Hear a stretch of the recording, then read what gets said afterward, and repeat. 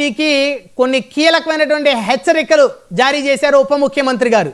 2029లో పొరపాటును కూడా మీరు అధికారంలోకి వస్తారేమో అనేటువంటి ఆశలు కూడా మిమ్మల్ని పెట్టుకోవద్దన్నారు. అదేవిధంగా మరికొంతమంది నోటికొచ్చినట్టు మాట్లాడుతూ ఉన్నారు. నేను చాలా క్లోజ్గా మానిటరింగ్ చేస్తున్నా అన్నారు రాంబాబు గారు. అంటే మీ గురించేనా అంది? ఓకే, చెప్పండి, చెప్తా. మొట్టమొదటి ఒకటి అడిగారు, ఏంటి 2029లో వైఎస్ఆర్ కాంగ్రెస్ పార్టీ తిరిగి అధికారంలోకి వస్తుందనే కలలు కర్మాకమని చెప్పాడు ఆయన, అంతే కదా? అవును. 2019లో కూడా చెప్పాడు, మీకు గుర్తు చేస్తున్నా.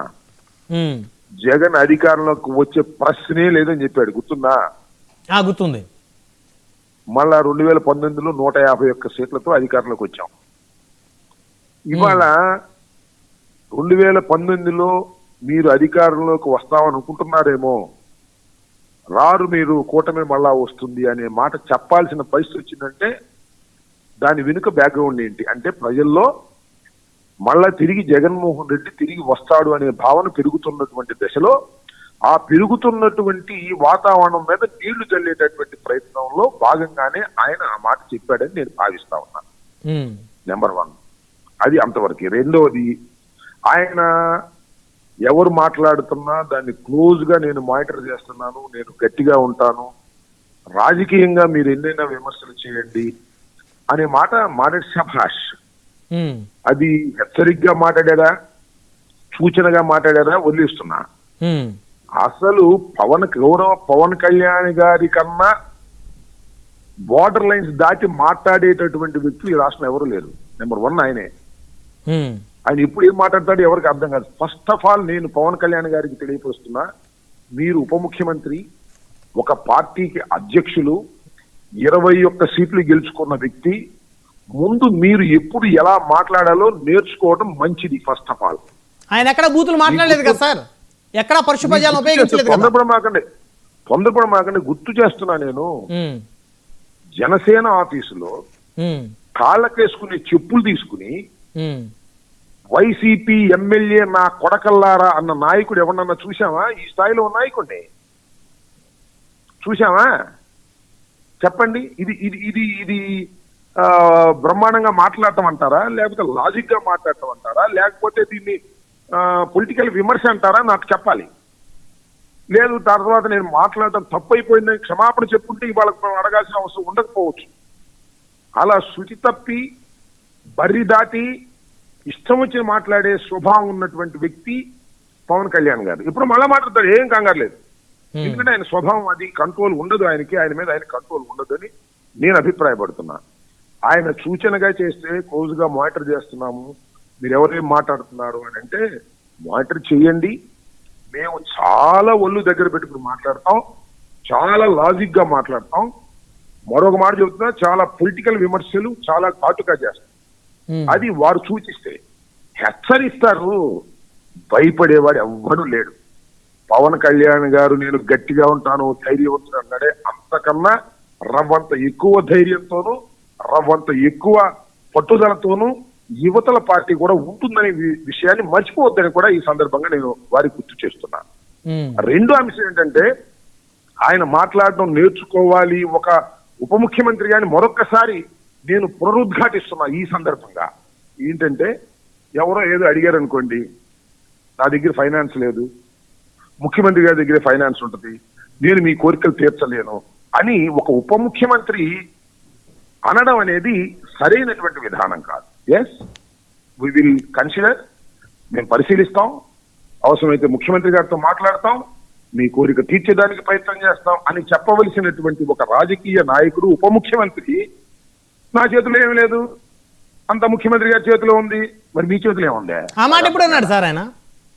ఇందాక అన్నాడు, చూడండి మీరు, ముఖ్యమంత్రి గారి దగ్గర ఫైనాన్స్ ఉంటుంది, మా దగ్గర ఉండదు, బడ్జెట్ మా దగ్గర ఉండదు అంటే ఆయన ముఖ్యమంత్రి గారికి చెప్పే కదా ఏదైనా నిధులు విడుదల చేయించేటువంటి ఒక కార్యక్రమాన్ని శ్రీకారం చుట్టాలంటే లేదనేది నా ఆర్గ్యుమెంట్. ముఖ్యమంత్రి గారి దగ్గరే ఉంటది, నా దగ్గర ఉండదు అని చెప్పవలసిన అవసరం ఒక మంత్రికి లేదు. దానిలో ఉప ముఖ్యమంత్రికి అందరూ ఇదే లోకేష్ చెబుతాడా ముఖ్యమంత్రి గారితో మాట్లాడిగా నేను చెప్పలేనని? అనేక సందర్భాలు లోకేష్ గారు కూడా చెప్పారు, ముఖ్యమంత్రి గారితో మాట్లాడతాం దీని గురించి అని. అనేక సందర్భాలు లేవు, ఏమి లేవు, ఎప్పుడు లేవు. అది గుర్తుపెట్టుకోండి. అది రెండోది ఏంటి, సమస్య ఏదైనా వస్తే మీరు ఓటేశారు కాబట్టి మమ్మల్ని నిలదీయండి అన్నాడు, కూటమి నిలదీయండి అన్నాడు. తమరు ఓట్లు ఏపించారు, తెలుగుదేశాన్ని అధికారంలోకి తీసుకొచ్చారు, మీకు నిలదీసే హక్కు లేదు ఇవాళ. ఎవరిని? చంద్రబాబు నాయుడిని. ఇవాళ నేను అడుగుతా ఉన్నా, ఏ తప్పు చేయట్లేదా చంద్రబాబు నాయుడు గారు?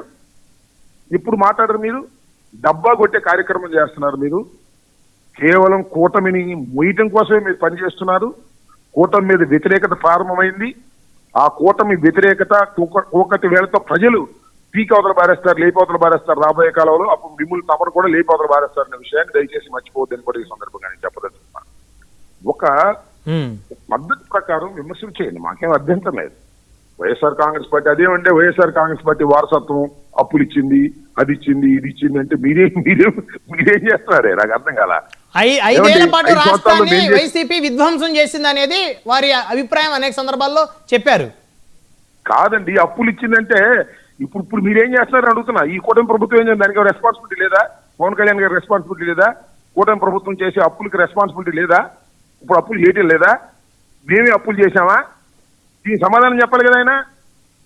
ఊరికినే ఏదో తోచినట్టుగా మాట్లాడడం అనేది సమంజసమైనటువంటి అంశం కాదని కూడా ఈ సందర్భంగా నేను పవన్ కళ్యాణ్ గారికి చెప్పదలుచుకున్నాను మీ ద్వారా. 15 సంవత్సరాలు కూటమికి అండగా ఉండండి, నిలబడండి అని ఆయన ప్రజలకి మరొకసారి కూడా పిలుపునిచ్చారు ఈ రోజు రాజోలు. ఎందుకంటే రాజోలు గడ్డంటే జనసేన అడ్డాలాగా ఉంది కదా. బ్రహ్మనాయుడు, నువ్వు ఆర్గ్యూ చేస్తే మంచిదే గానీ ఇప్పుడు ఏమి ఎలక్షన్లు ఉన్నాయండి? 15 సంవత్సరాలు. ఎందుకంత భయం మీకు? అయ్యా మీరు 15 సంవత్సరాలు మా దగ్గరే ఉండాలి, ఎందుకు భయం? ఉండలేదనా? అంటే నేను 15 సంవత్సరాలు ఈయన దగ్గరే ఉంటానన్నా ఏంటి? What is the meaning of? ఆ సందర్భం ఏంటి? రాష్ట్ర ప్రయోజనాలని కాపాడుకుంటూ రాష్ట్ర అభివృద్ధిని 15 ఏళ్ల పాటు అవన్నీ సరేలే బా, అవన్నీ కాదు. నువ్వు కొబ్బరి తోటలు, దెబ్బతిన్న కొబ్బరి తోటలు చూడటానికి మీరు వెళ్ళారు.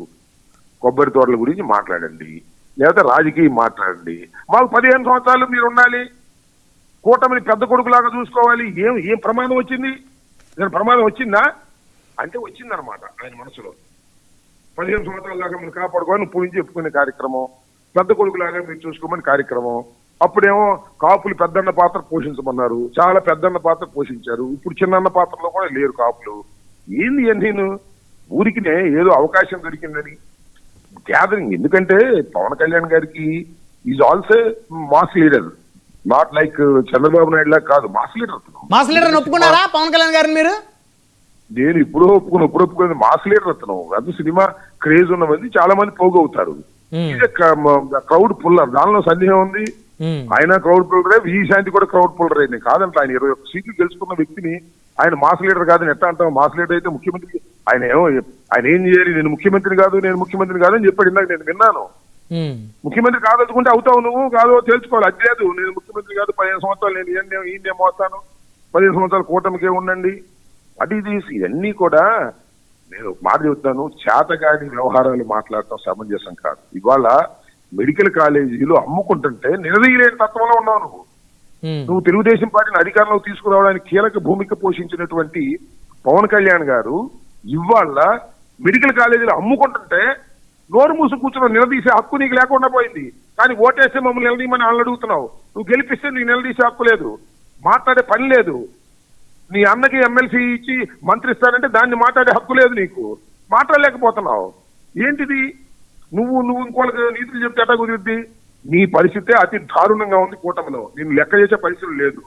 Number 1 Chandrababu Naidu, number 2 Lokesh. ఆ తర్వాత ఎవడైనా అనే పరిస్థితుల్లో ఆ ప్రభుత్వం పనిచేస్తుంటే ఇంకా సిగ్గు లేకుండా నేను ఉప ముఖ్యమంత్రిని, నేను బ్రహ్మాండంగా చేస్తున్నాను, కూటమిని మీరు కాపాడండి. ఏంది నాకు అర్థం కాల.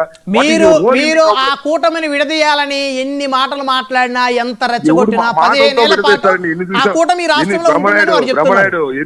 ఎన్ని చూసాం చిన్నప్పటి నుంచి. మాటలతో విడదీస్తావా? మాటలతో కలుపుతావా? అసలు విడదీయటం అనేది జరగని పని. వాళ్ళే కలిసి ఉంటారని చెప్తున్నా. మీరు రెచ్చగొడుతున్నారు కదా జనసేన తెలుగుదేశం మీదకి, తెలుగుదేశం వాళ్ళని జనసేన మీదకి. ఎవళ్ళు మేము రెచ్చగొడితే రెచ్చిపోతారు, వాళ్ళే కొట్టుకు చేస్తున్నారు చాలా చోట్ల. ఏంది నేను చెప్పేది? వాళ్ళే కొట్టుకుంటున్నారు. మేము చెప్తే కొట్టుకుంటారా? ఏంటంటే నాకు అర్థం కాలేదు. జనసేన వాళ్ళని అసలు తెలుగుదేశం లెక్క చేస్తున్నారు గ్రామాల్లో? చెప్పండి నాకు. గ్రౌండ్ లెవెల్లో మీకు తెలియదు బ్రహ్మనాయుడు. గ్రౌండ్ లెవెల్లో ఎంత దారుణంగా జనసేన కార్యకర్తలు పడిందో మీరు చూడండి, తెలుసుకోండి కావాలిస్తే. ఏంది Telugu Desam party cadre, Telugu Desam party నాయకులు జనసేన లెక్క చేసే పరిస్థితిలో లేరు. వాళ్ళు కొట్టుకు మీద వాళ్ళు కొట్టుకు తింటున్నారు. ఆ కొట్టుకు ఎక్కడ కాంప్రమైజ్ వీళ్ళకి కూడా కొట్టుకుందాలో పంపిస్తున్నారు. అంతా దోపిడీయే కదా. గంజాయి గురించి మాట్లాడాడు ఇందాక ఎవరో పవన్ కళ్యాణ్ గారు. వచ్చిన 100 రోజులు 100 రోజుల్లో గంజాయి లేని రాష్ట్రాన్ని సృష్టిస్తామని హోంమంత్రిగా చెప్పారు. ఏమైంది చెప్పమని అడుగుతున్నాయి వాళ్ళకి. ఇవాళ సంవత్సరం 6 నెలలు అయింది. గంజాయి ఎక్కడ పెడితే అక్కడ జరుగుతుంది. వాళ్ళే పట్టుకుంటున్నారు కదా కట్టలు. ఎందుకు ఇవన్నీ కూడా పోస్కోలు మాటలు చెప్పేటటువంటి కార్యక్రమం, గొప్పలు చెప్పుకునే కార్యక్రమం? చంద్రబాబు నాయుడు గారి ప్రభుత్వం వచ్చిన తర్వాత రోడ్డు మీద గుంటలన్నీ పూర్తి చేసామంటే రోడ్డు మీద గుంటలు పోవడానికి నాకు అర్థం కాలేదు. పైగా ఇంకో మాట అన్నాడు మీరు బ్రహ్మనాయుడు గారు, ప్రేక్షకులకు కూడా మనం చేస్తున్నా, సంక్షేమ కార్యక్రమాలకు వ్యతిరేకం అని చెప్పాడు ఆయన. మీరు చేపలు పట్టివ్వకూడదు, పట్టించేట్టుగా చేయాలని, అంటే సంక్షేమ కార్యక్రమాలు ఇవ్వకూడదని చెప్పాడు. అంటే త్వరలో సంక్షేమ కార్యక్రమాలు ఎత్తేస్తారనమాట. అది దాని అర్థం. అన్ని కూడా ఏదో ఆయన మాట్లాడుతూ ఉంటాడు. ఆయన ఎప్పుడేం మాట్లాడతాడో కూడా అర్థం కాదు. పోయినసారి మాట్లాడిన దానికి ఇప్పుడు మాట్లాడిన దానికి ఆయనే కాంట్రడిక్షన్ చెప్తాడు.